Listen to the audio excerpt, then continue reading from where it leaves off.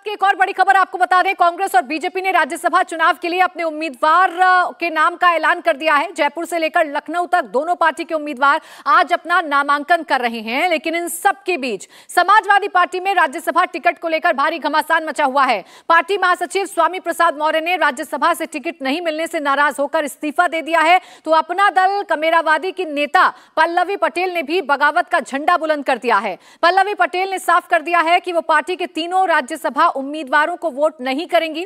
हम आपको ये जानकारी दे दें कि अखिलेश ने जिन्हें राज्यसभा भेजने का फैसला लिया है, उनके नाम का विवाद आखिर क्यों हो रहा है। लेकिन आइए पहले जान लेते हैं कि पल्लवी पटेल आखिर कह क्या रही हैं। देखिए, पल्लवी पटेल जो हैं वो लगातार ये कह रही हैं कि पीडीए यहां पर कहा है, पीडीए का ध्यान रखकर उम्मीदवारों का ऐलान नहीं किया गया है। दरअसल समाजवादी पार्टी ने जया बच्चन, रामजी लाल सुमन और आलोक रंजन को राज्यसभा का उम्मीदवार बनाया है। तीनों ने कल अखिलेश यादव की मौजूदगी में नामांकन दाखिल भी कर दिया है। लेकिन अपना दल कमेरावादी की विधायक पल्लवी पटेल ने तीनों को वोट देने से इनकार कर दिया है। पल्लवी पटेल का कहना है कि पीडीए के साथ धोखाधड़ी हो रही है और वो इसमें शामिल नहीं है। पल्लवी पटेल ने सवाल उठाया कि समाजवादी पार्टी बात पीडीए की करती है, लेकिन टिकट पिछड़ों के साथ अन्याय करने वालों को दे रही है। उन्होंने कहा कि जया बच्चन अच्छी एक्ट्रेस हो सकती हैं, लेकिन वो पीडीए नहीं है। पल्लवी पटेल ने साफ साफ कहा कि अगर पार्टी उन पर कार्रवाई करती है तो वो इसके लिए भी तैयार है। कल जिस तरीके से नामांकन हुआ, 3 प्रत्याशियों ने किया और 2 प्रत्याशियों को लेकर के आपने विरोध जताया है, क्या विरोध का कारण है और समाजवादी पार्टी की विधायक होने के बाद विरोध का वजह क्या है? देखिए, मैं पल्लवी पटेल हूं और ईमान की राजनीति करती हूं। मैं प्रतिबद्ध हूं इस बात के लिए कि पिछड़ा, दलित और मुसलमान समाज को अगर हम वोट ले रहे हैं तो ईमानदारी से उनके हितों के लिए काम करें और उनको ईमानदारी से प्रतिनिधित्व दें।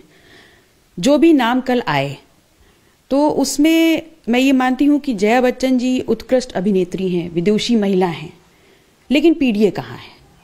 दूसरे जो व्यक्ति हैं वो सरकारी क्लर्क हैं। उनके बारे में जो जानकारी है वो यही तो है कि जब अखिलेश जी मुख्यमंत्री थे उस दौरान उन्होंने पिछड़ों का त्रिस्तरीय आरक्षण लागू नहीं होने दिया। और आज हम बाध्य हो रहे हैं कि हम ऐसे ही लोगों को जिन्होंने पिछड़ों के हितों का हनन किया है, आज उनको अपना वोट देकर के आगे बढ़ाने का काम करें। तो जब पीडीए हमारा नारा है तो वो धरातल पे दिख क्यों नहीं रहा है? मदांध लोग आज बच्चन को और रंजन को पीडीए बता रहे हैं और मैं इस धोखाधड़ी में साथ नहीं हूं। आज मुसलमान समाज जो है सबसे ज्यादा प्रतिबद्ध होकर के समाजवादी पार्टी के साथ खड़ा है भारतीय जनता पार्टी के खिलाफ, और जब उनको भागीदारी देने की बात आती है तो वो उस चित्र से ही गायब है, उस लिस्ट से ही गायब है। तो इस अन्याय के खिलाफ मेरी आवाज है।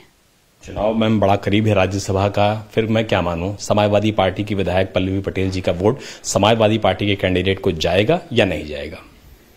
देखिए, मैं पीडीए को मानने वाली हूं और अगर पीडीए को प्रतिनिधित्व मिलता तो मैं वोट करती।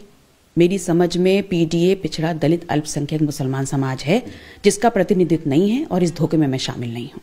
अगर पार्टी नेतृत्व फिर आपके खिलाफ कार्रवाई भी कर सकता है, अगर मान ली कार्रवाई करता है तो क्या आप उसके लिए तैयार हैं? बिल्कुल बिल्कुल तैयार हूं। ईमान की राजनीति करती हूं, पार्टी के पास पूरा हक है पूरी कार्रवाई करे। आखिरी सवाल ले लेता हूं, कल जिस तरीके से स्वामी प्रसाद मौर्य ने अपने पद से इस्तीफा दिया है, समाजवादी पार्टी के अंदर क्या चीजें बहुत ठीक नहीं चल रही हैं? पार्टी के नेता उनके खिलाफ बोलते हैं, वो कल महासचिव पद से इस्तीफा दे देते हैं। ओम प्रकाश राजभर कहते हैं कि अगर देना ही था तो भाई एमएलसी पद से दे देना चाहिए था, महासचिव तो आप कभी भी बन सकते हैं। तो क्या इस पूरे घटनाक्रम को आप कैसे देखती हैं मैम? देखिए, स्वामी प्रसाद मौर्य जी से मैं लगातार संपर्क में रहती हूँ। सामाजिक न्याय की लड़ाई लड़ने वाले एक बड़े कद के नेता हैं और जिस प्रकार से पार्टी में राष्ट्रीय महासचिव पद पर होते हुए भी पार्टी के नेतागण उनके ऊपर टिप्पणी कर रहे हैं, कहीं ना कहीं कौन टिप्पणी करा रहा है? क्यों इस पे रोकथाम नहीं है? क्या सिर्फ हमको सवर्णों का ही वोट चाहिए कि वो टिप्पणी करेंगे और इस कद का जो एक पिछड़े समाज का नेता है उसका जो अपमान हो रहा है उसको हम बर्दाश्त करते रहें? कहीं ना कहीं तो उस पर एक स्टॉप लगना चाहिए, विराम लगना चाहिए। अगर पीडीए का नारा है तो पीडीए के जो नेतागण हमारे साथ हैं उनका सम्मान बचाना भी हमारी जिम्मेदारी है।